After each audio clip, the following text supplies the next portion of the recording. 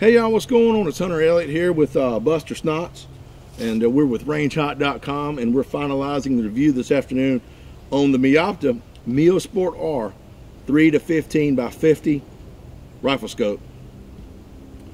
You'll notice here it is mounted on the Ruger SFP R 308 rifle, which was the primary host for this rifle scope during the review, but I'm kind of getting ahead of myself. So first thing I kind of want to do is run through some of the specifications.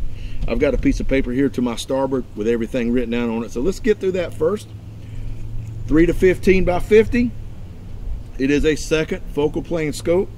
The main tube here is 30 millimeter. The scope is made of aircraft grade aluminum, and it is hard black anodized.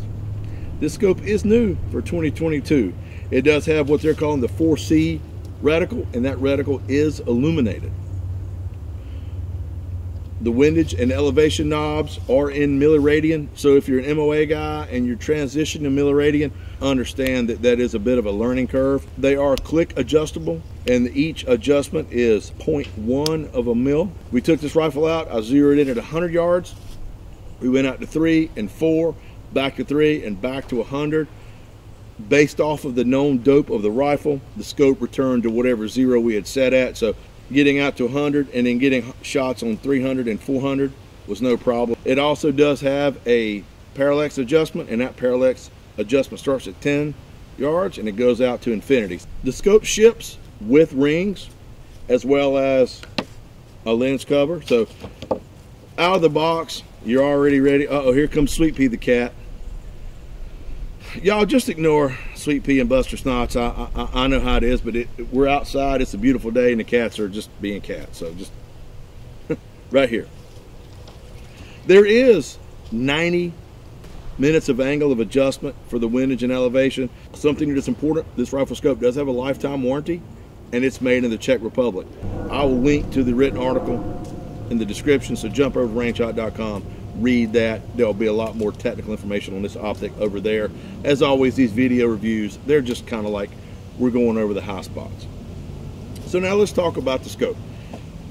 When I first got it, initially I mounted on a Barnes Precision Machine AR in 5.56, which was fine. We zeroed at 100 yards. We shot it out 100, 200 yards.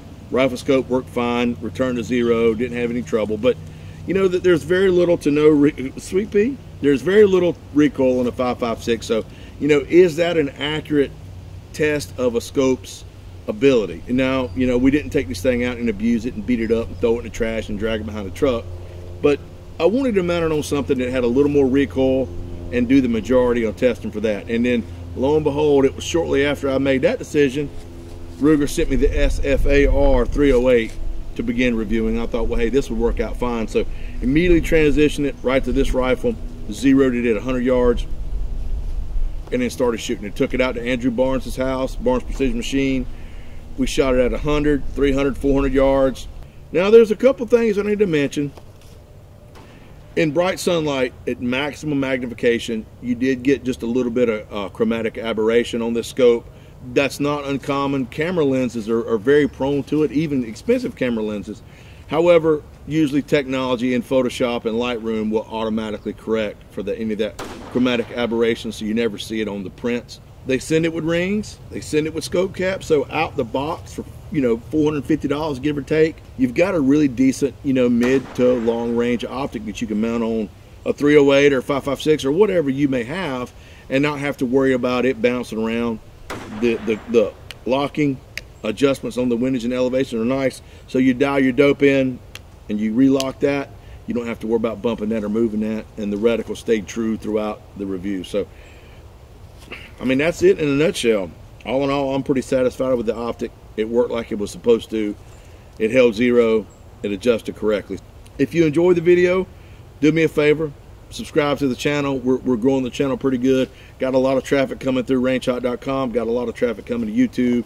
So if you like what we're doing, subscribe. You can always comment below. Let me know, what did you like, what did you not like.